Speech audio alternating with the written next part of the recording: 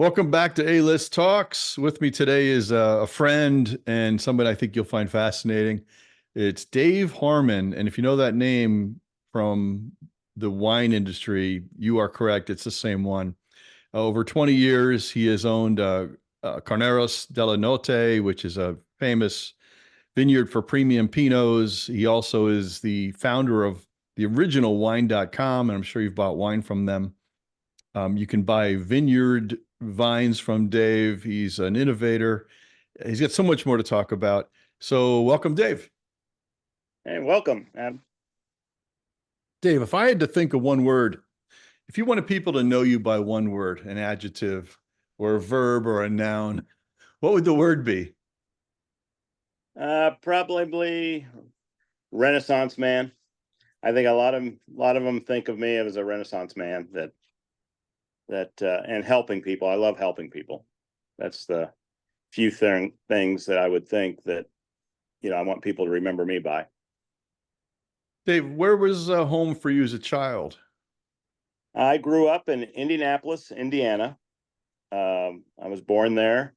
Went all the way through high school till my senior year in Indy, and then moved to Napa, California, my senior year, and then ended up moving back to Indianapolis, and then back to Napa. So it's I've been back and forth between Indianapolis and Napa, California. What's your earliest memory of being called in a direction, like in the wine industry that you're in now? What's your earliest memory of being called like, hey, I saw that and I want to do that? Well, I actually started out when I was 14 in Indianapolis uh, with my own gardening and snow removal business. So I started that at a young age. My dad was a pilot for United Airlines after the blizzard of '78, which I made a bunch of money from the snow removal. Um, I was pretty happy with it. My dad said, "We're moving to California." I said, "Hey, that's not, I'm in my prime part of my season. Everything's going great. It's my senior year of school. Just leave me here. I'll move back to California later." And my dad says, "No, you're in senior year in high school. You're coming with us." So I ended up moving everything my senior year, which is a bad time to move, actually, with when you're in school and stuff. So I had to start all over again in California, meeting new friends, people, and everything on my senior year. But luckily, I got a job at Robert Mondavi Winery, and that was my first, I would say, real job where I was getting a paycheck, not working on my own. And I worked my way up from a dishwasher, which we can go into that. I changed the title to Crystal Engineer and worked my way up to being Robert Mondavi's chauffeur. And I learned a lot in the industry off of Mr. Mondavi. He was an icon anyway in the Valley. And, I didn't know at that age how important it was to be around people like that had vision. And I think I got a lot of that. Some people even say I'm like a mini Mondavi. They said they thought I was a family member because he tucked me under his wing, and the whole family was really nice to me. So, but from there, I ended up wine.com. Now I'm doing NFTs. I mean, I'm doing quite a bunch of stuff that in the wine industry created a new wine that nobody's even heard of, which was the late harvest Pinot with botrytis. I invented that wine. So it's been a long road. I think it's been short, but you look back and go, wow, I'm 62. I mean, I feel like I'm still 30, but there's more to come from me. I'm launching stuff left and right, and that's what I enjoy doing. When your dad said, guess what, you're leaving Indy and your snow removal business and you're going to California where there's no snow removal, what was your state of mind? How did you kind of grasp Well, that idea? yeah. Well, luckily, we lived a couple doors down from the governor. So it was a, nice big house in Indianapolis on Meridian Street. And I didn't want to go to a private school. All my friends went to private schools. I ended up going to the city school, the public school right down the road. So I was a minority in that school. Luckily, I had about 10 of my friends from that school ended up working for me. So I had my own business with 10 guys working. And so I was clearing about $2,000 a month back then. So when I moved to Napa, I had a manager there that I said, hey, you're going to run it. Just keep on sending me the checks. And that's what they did. So they sent me the checks every month. And I was happy as a clam. It was like I didn't have to do any work. And I was getting these residual checks every month at, 16 years old. And my parents didn't think that was too cool. They thought it was nice I was making money. They didn't think it was that I was playing video games and still collecting $2,000 a month, right in high school. One thing my dad did do was he said, you cannot get your driver's license till you're 18. Because he said, I totaled 2 cars between 16 and 18. Therefore, I'm saving you 2 car wrecks if I don't let you get your license till you're 18. But the funny story happens is I happened to be Robert Mondavi's chauffeur at 18. And I'd only been driving for a month before I started driving him around. Insurance company called up and said, wow, no tickets, no wrecks for 2 years. That's amazing for a high school kid. And I'm like, yeah, oh, well, I didn't tell them I didn't get my license until I was 18. So they didn't ask. So it was, there was benefits to it, but for me to end up being a driver and, I haven't had wrecks before. So, it was good. So you said your Good. first job was not dishwasher, crystal engineering for the Yep. Mondavi vineyard, but you could have picked any crystal engineering dishwasher job. It was just because there was a vineyard down the street called Mondavi and you thought I should just go work there just because it's local. What drew you to that job specifically? Well, what started it was my mom got a job as the PR director at Robert Mondavi Winery. And the winery was like 15 miles from our house. It wasn't just down the road, it was up the valley. And the problem I had was I had a bicycle. So that meant if I had the job, I was, and I knew I was going to work weekends, which my mom didn't have to do. So my mom says, you need a job. And the winery was very good at hiring within also, it would help if your brother, sister, anybody worked at the winery, they would always try to find. He was a real family oriented person. Robert Mondavi was in the winery philosophy. So my mom called me up and said, hey, I got you a job interview at the winery. Now I just got out of high school. So I'm thinking we own the world. Once we get that diploma, we are, higher than anybody. We're just like the top of the chain. So I knew I wasn't going to be the president of Robert Mondavi Winery, but I was thinking maybe vice president or something. My mom's not going to give me some low level job. I mean, I'm a president of a company. I own my own company for, by that time, 2-3 years. So it's like, this is crazy. So I drive up there with my suspenders on, my tie. I had long hair back then. And I pull up to the winery and I go ask for the manager of the retail room, and I'm here for the job. And he goes, first thing you need to do is put your hair in a net. And the second thing you need to do is remove that tie. And I thought, what kind of company makes you take off your tie? This is weird. This California stuff's really weird. So I was like, yeah, I can remove my tie and I'll put my hair in a net. And I said, what, and he goes, well, do you know what this job's for? And I said, no, my mom just sent me down here to apply for it. And he goes, it's for the dishwasher. And I'm just like, you got to be kidding me. Where's my mom's office? So I ran down to her office. I'd never been at the winery before. I rode my bike 15 miles with my pant legs tied up and to make sure they didn't get in the chain. So I ended up, went to my mom's office and said, this job's for the dishwasher. I said, I'm a president of a company. I'm not a dishwasher. My mom said, some of the most famous people in this world started out at the bottom, Roy Kroc, people like that. So you need to start at the bottom and work your way up. She said, and you're living in my house, so you'll do what I'll tell you. So I said, okay. So I went back, tail between my legs, and sort of said, hey, is the job opening? And he goes, yes, it is opened. I said, well, I'll take the job. So they were paying me $4.50 an hour or $3.50 an hour back then. So I was like, and it wasn't about the money. It was like, okay, I'll take it. And then I told them I wanted business cards because ever since I was 14, I had business cards. And they said, we don't give business cards to the dishwasher. And I said, oh, by the way, I'm not a dishwasher. And they go, what are you? I said, I'm a crystal engineer. So to this day, the title is still crystal engineer for the dishwashers at Robert Mondavi Winery. So that was something that I think was the turning point where they thought there was something different about me at the winery. And then I got a job as a cashier. I worked my way up. And then from cashier, Robert Mondavi needed a chauffeur. So I became his chauffeur. And I was his first chauffeur and just drove around his car because he kept on running out of gas or leave it running at night, forget to turn it off when he got home. And then the battery would be dead in the morning, it would be out of gas. And so they'd call me up and say, hey, Dave, can you run over and fuel up Mr. Mondavi's car and jump it so he can, drive it to work? And I said, he needs a chauffeur. So I ended up doing that. And then my next life, I call it, or my next career was into helicopters. And so when Gallo landed their helicopter at the Robert Mondavi Winery, I was allowed to interrupt meetings. It didn't matter.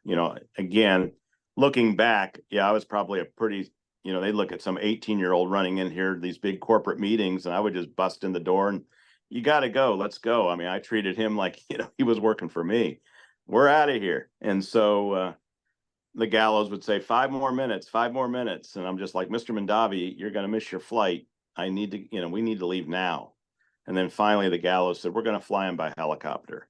And that's when I said, oh, that was amazing. That was like, well, a helicopter pilot's nothing but a chauffeur in the air. And I said, I told Mr. Mondavi, I'm going to get my helicopter license and I'm going to come back and fly for you. And he said, great idea, Dave. You do that. And he patted me on the back. And I said, okay. And 2 months later, I was gone. I went back to Indianapolis, joined the Air Force. I was actually studying in college at IUPUI, and I would sit at the heliport in Indianapolis watching the helicopters land because I just was amazed by helicopters. And when I sat there, I kept on getting closer and closer and closer because it was an old railroad yard. And they would land the helicopter, the news helicopter, on the railroad tracks. And it was like abandoned. I mean, there was like 5 runs. So every day I got a little bit closer and I moved like a tree stump closer and closer where he was landing.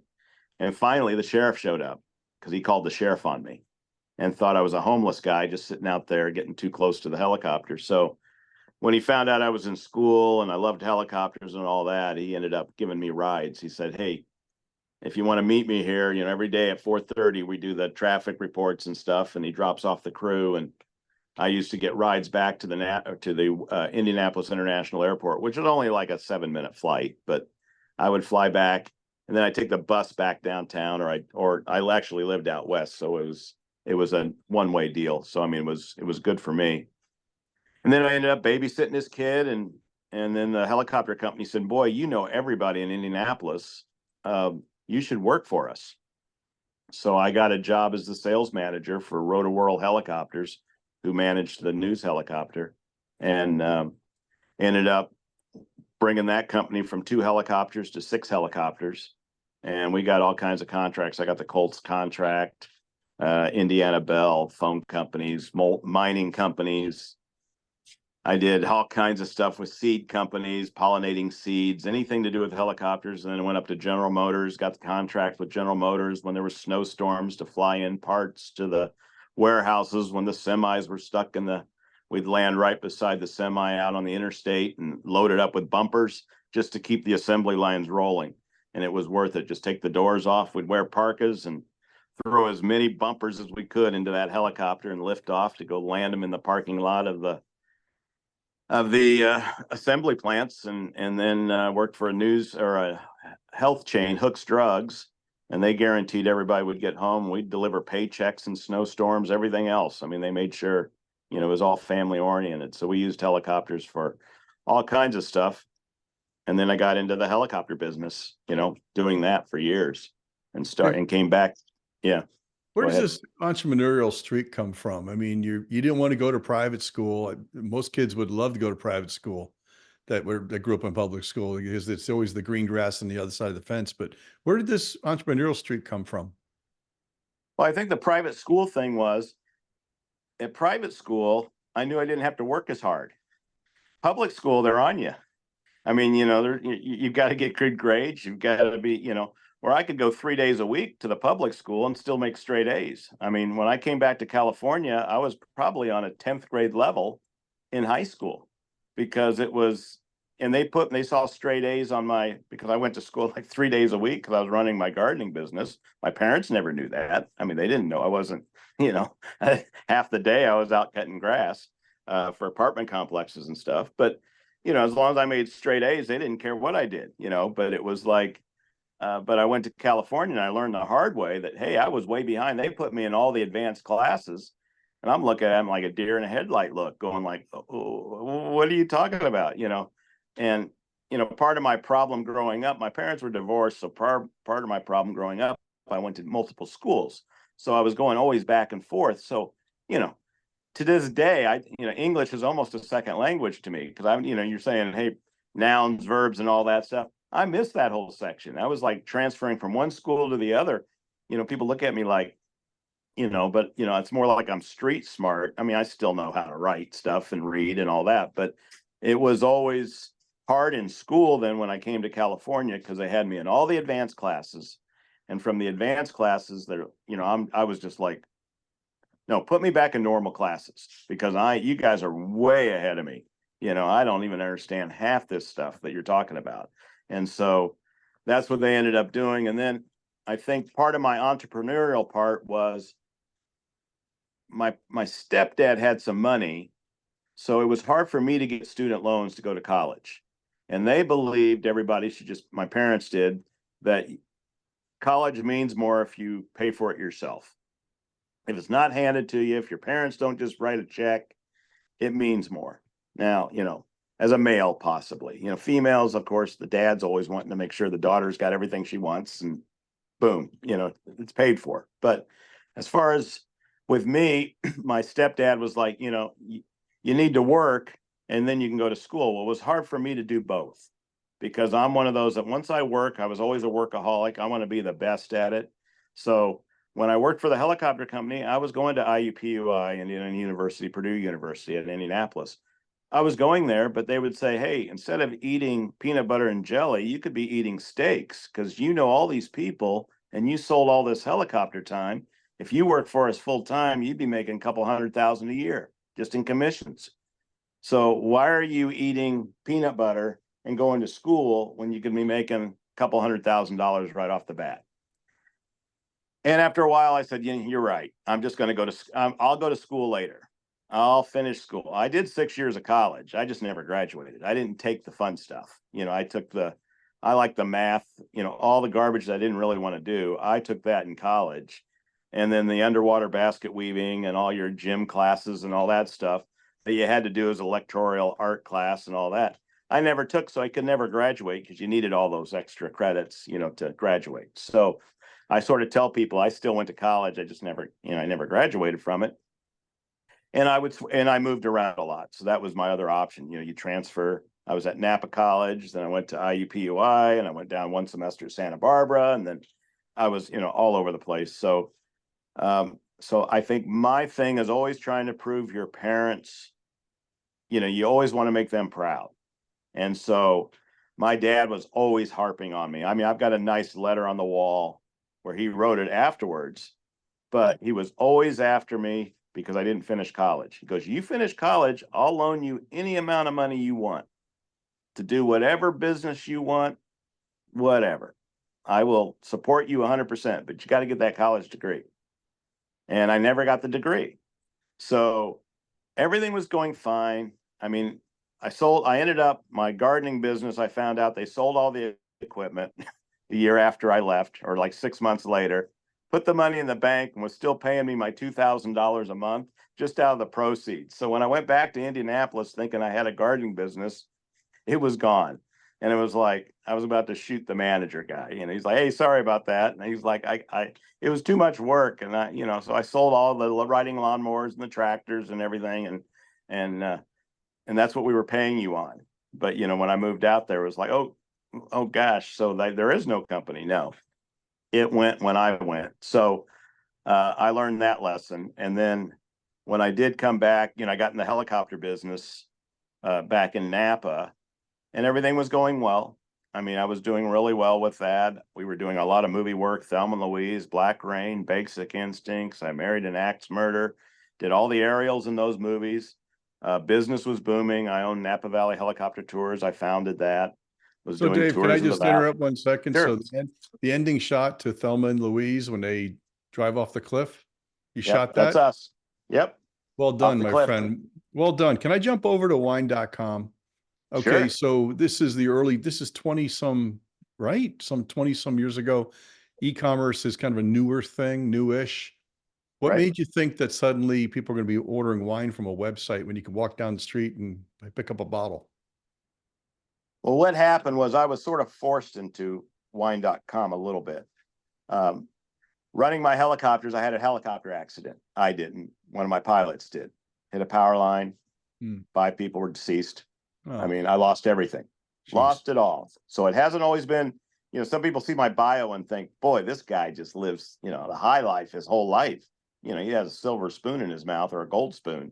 And it's like, now, when that happened, I lost everything. Power line, Coast Guard ran my pilot right into, he was my partner in the helicopter, but ran him right into a power line, told him to turn left. The line was there, didn't have power going through it. So our avoidance kit on our helicopters would not work. And I'm a safety nut. So I was always safety, safety, safety. I mean, I lost a lot of friends in helicopters, but I wouldn't take the dare. That's the thing.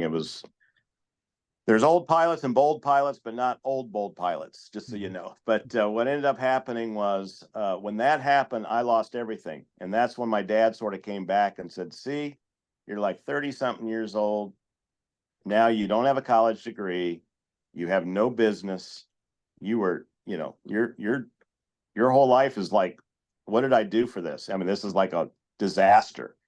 And so it was like it was one of those I told you so moments, with my dad.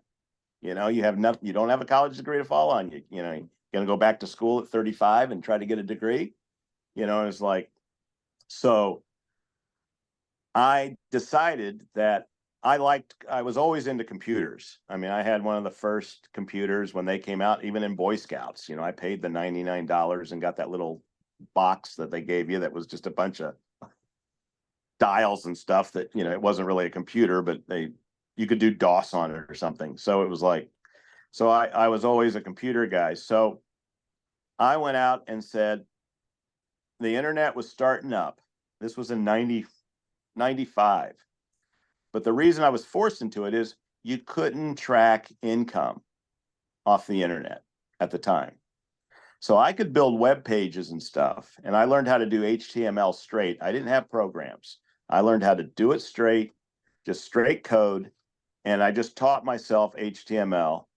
And I met up with a guy that had a bunch of names like BMW.com and art.com and all that. It was called community.net. He was happened to be out of Fairfield, California, which is 10 minutes from Napa.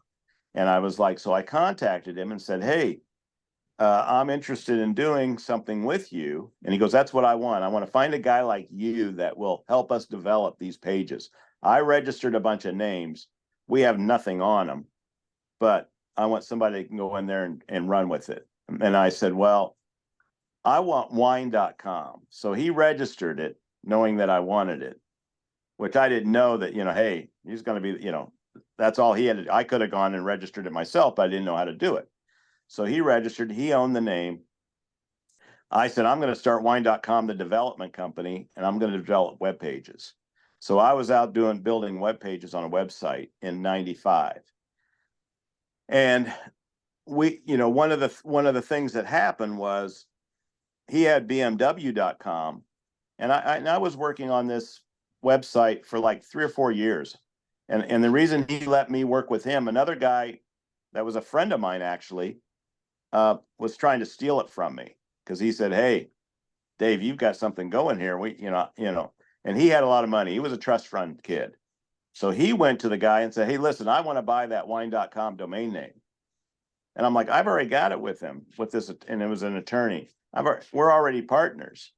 And the attorney is like, well, let me think, this guy's offering me, blank amount of money. and he's got a lot of money behind him, and you're in the hole because of a helicopter crash. You can't even, you got like 50,000 in attorney fees, and you're in the hole. So what am I going to do? And I said, yeah, but I know Robert Mondavi is a friend. I know the wineries. I know the industry. I drove for him for years, and I live in Napa. And because of that, that guy said, he said, okay, Dave, I'm going to give you a chance. I'll work with you because it seems like you know more about wine than the other guy did, and I said, that's fine. So, which irritated the guy that had all the money because, he was going to be my partner until he wouldn't pay me. And I said, well, I got to get paid. So I said, if I'm going to do it for free, I'll do it on myself. I'll do it by myself. So that's where it first started. What bonded us was I was building the site up. I had over 400 wineries I was doing websites for. And I charged, my competition was napavalley.com. And of course, I was wine.com, which was, more of an international name. But they had graphic artists, all that, all my taste is in my mouth. I mean, I can't draw a straight line. So, I can do it on the computer. But so I would tell places, so they were charging about the wineries around $1,500 to $3,000 to build a website back then. And I would charge $17.50 a page. And it was for a 10-page website. They thought it was $1,750 a page. So they thought, wow, he's really expensive. But it was $17.50. So for $175, I would build a 10-page website. But then I would charge you. I wanted you to keep the information on the internet because I said the internet needs to be information. That's what it was, information superhighway. So I said, if you put a newsletter up, we're going to keep it up forever. We'll just add another one for the new one and archive the other one and have it to where people can go read it. And you can use the internet to me, it was you could see the progress of the winery growing. And that's what I liked about it. Leave it all on there. Don't take the pages off and put up a new page. Leave it all on the old stuff. And then you can see, hey, we only made 5,000 cases. Now we're up to 50,000 cases. And you can see the progression of the winery throughout the years. And so now wineries were all day long sending me, okay, we want to update this page, this page, this page. So we were getting, tons of people just doing the development and everything, which was great. So I built it up, but I only had like 7 wineries. Rombauer Vineyards was one. Clos de Vol was another one. I started out with like 7. And then Mike Moon, who ran, I think, Nestle's chocolate, he was over at Behringer. He left and started his own winery called Luna. Well, I never had anybody say no. If I went and pitched them, they always said yes. Oh, wine.com, sure, we want that, because it was a short URL. And I said, guys, I'm getting millions of hits. And those 7 wineries loved it because they were getting tons of traffic. 7 wineries getting 1 million hits. You divide it up, they were all getting a lot of traffic. I was selling more wine for Rombauer that they told me we had to turn off the online ordering. He said, you're because it comes out of the retail department. The retail room was complaining in Napa that they didn't have enough wine to sell because I was selling it all. So they turned it off on the internet. I'm like, why would you turn it off on the internet? I mean, it doesn't cost you anything. It's like, I was charging them $100 a month. And so, but, they needed to allocate wines to certain places. I can't have a retail room that doesn't have any wine. So they ended up, these were some of the problems I had. Well, Mike Moon was the only guy that's turned me down. Because he goes, look, he only has 7 wineries. NapaValley.com has, 100 wineries, and their graphics are much better. And, the software looks better, and they'll do, the online ordering looks easier and all this other stuff. So I got so pissed off that night that I did an image map, which was something new where you could take your mouse and go over the image. They didn't have that. I was working on it. So I made an image map. I mean, they were out there. So I copied it. That's what everybody does on software anyway. But I copied this image map thing and I did a whole world map. And overnight, I added 393 wineries or whatever that I found websites. I did Google, or not back then, it was Yahoo searches or something on everybody. And I was searching and trying to find any website I could find with a winery on it around the world. And I listed him and I emailed him and said, for 3 months, you're going to get free links to wine.com. After 3 months, it's $100 a month. And not one person left. They all paid me the $100 a month. It was like, so that was, then it turned into, 40 grand a month just in that. And then I was selling ads left and right. And the reason I got it was I was selling ads. That was my main revenue. I wasn't really selling wine at the beginning because it was too hard to keep track of everybody. So I had one winery or one wine shop selling wine, and it was the honor system. And he would just send me a check every month for $1,000 or $1,200 or whatever, and say, this is the 10% of what I sold this month. This is the 10% of what I sold this month. And it was just an honor system. I mean, he could have had, he could have told me he only sold $1 that month. It didn't matter. We were friends. So he was on the front page for selling wine. It was Taylor and Norton Wine Merchants. And then what happened was I would go to Ad Tech, which was an ad agency, and they invited me, and I was in San Francisco. They were in San Francisco. And this is a crazy story, but what happened is I was going to give away wine. I was selling ads on my page because everybody's like, what's a winery doing here, or a wine company doing at an ad agency convention? And I said, well, I sell banner ads. And they're like, well, what's banner? And I said, those are those ads at the cross to the internet. This was in 95 or about 90, 95, 96. I'm selling banner ads. And they're like, well, how much they cost? I go, well, I'm getting $100 per thousand, which was unheard of. I mean, it might have been $5 per thousand, but I was charging $100 because I had the right demographics. Wine was perfect for doctors, lawyers, people with disposable income. So because of that, I was doing $100 CPM. Well, Bounderbun, who was a software company, came up to me and started laughing at me, going, you're crazy. You think you can get $100 per CPM? And I'm like, I'm sold out. Sorry, I don't have any more to sell. And he's like, what? Well, how many hits you getting? Like 100? I said, no. Guess what? I said, no, we're getting quite a bit, but I said, it's growing. And it was growing. We were growing like a weed. And then what happened was I needed to get major hits though, because I was getting that rate. I just didn't have enough, volume. I needed to get the volume up. So the way I did that was Netscape was the only browser back then. They were the one that everybody used. And so I contacted, they had a booth there at this convention I went to in San Francisco. And before I went to the convention, I was bringing wines because all the wineries would give me wine. And I don't drink wine, by the way. So I drink Malibu rum. But what ended up happening was the wineries would all give me wine as just bonuses. They say, hey, come by the winery, take some photos, put on the website, blah, blah, blah. Oh, and by the way, here's 6 bottles of Cabernet or whatever. And I would just take it and store it. So I had tons of wine. And then I told them, whenever I do events, I'll pour your guys' wine, as just samples and stuff. And so what happened was I was going to the convention in San Francisco at the Marriott, and it was huge, called Ad Tech. And I was going to just give away wine samples and sell my banner ads. Well, a day before the event, I get a phone call from the Marriott saying, oh, by the way, we need you to tell us how many bottles you're bringing because we're charging you $25 a bottle corkage. And I'm like, what? I already paid, which was, like $500 for the booth or something. I mean, it was low, but it was still a lot of money to me.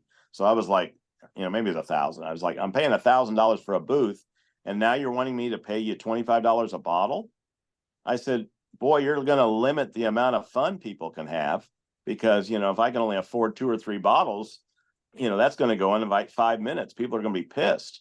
Well, we sell alcohol here, and, you're going to dig into our alcohol sales, and we make money off that. So that's why we charge it. And I said, well, if I was selling Frisbees, would you charge me $25 each Frisbee I give away?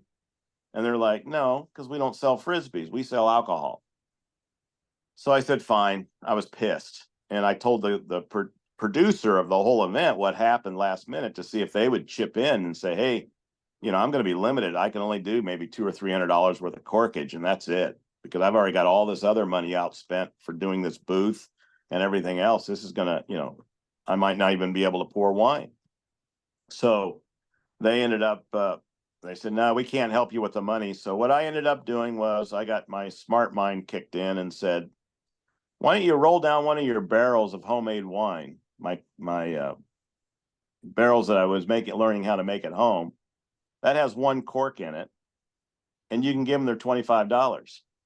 And that's what I did. I rolled it in the back of my truck, rolled it down there, rolled it in the convention center, and the people came there like, how many bottles you have? Because they wanted to count the corks. And I said, I've only got one cork. Here's your $25. And I thiefed that whole freaking 55-gallon drum. It was a barrel.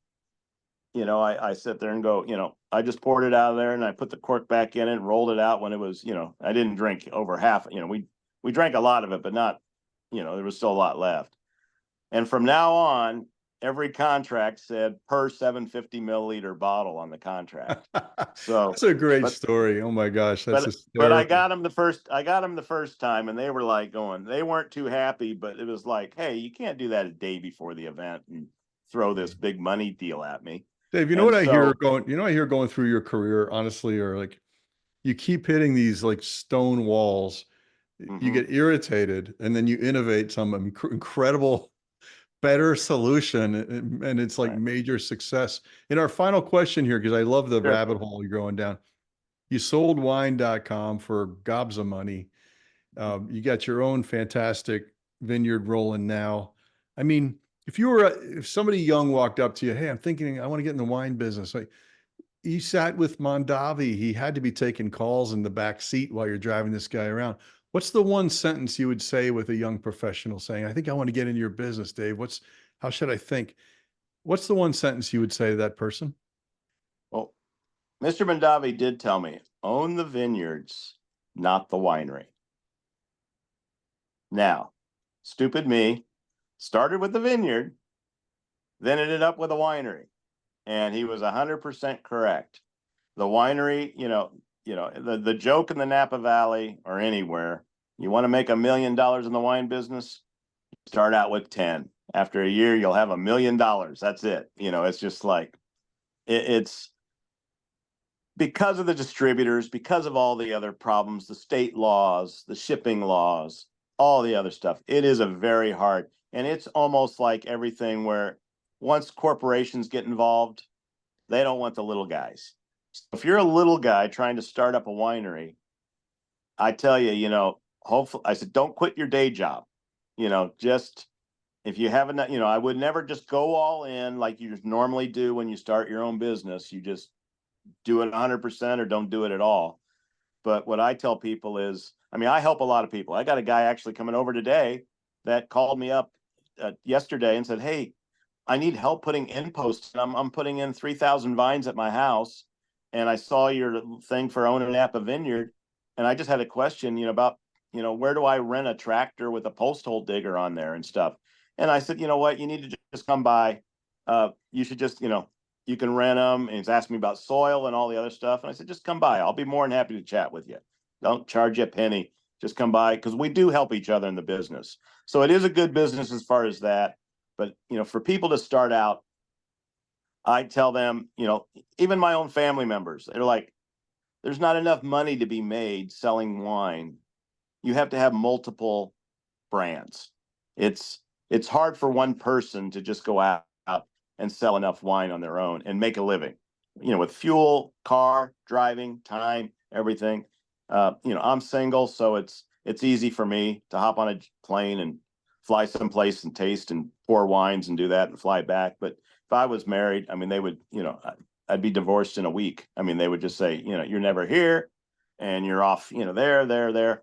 So it does take that different person. I'm not saying nobody, there are people that are still doing it. You just got to be a little bit, the corporations have really come in and, they buy you out or they get rid of you. And the distributors do the same thing. They don't want to see the little guys. They do everything in their power to remove you because you're just, you're a spot on the shelf that they want. And they don't, and if you don't have a lot of wine, they don't want to deal with you because they can't make any money off you. So it's just, that part of the industry is pretty bad. I would say get into the vineyards, like Mondavi said, you own the vineyards. Most wineries don't own their own vineyards. People don't realize that. They buy grapes because it's 3 years investment when you plant before you even get enough crop up. It's the third year. Then if you have the winery, you got to wait 3 years from that. So you got 6 years of negative cash flow technically, if you're going to do both. Now, I wasn't going to do both. I was just going to own all the vineyards. It was like when I had helicopters, I wanted to own all the heliports. I had them at Monterey, at the racetracks, and Sears Point. So I figured if I owned all the heliports in the country, it's like owning all the airports. You would be a multimillionaire by then, whatever, owning all this stuff. But that's just the way, I think.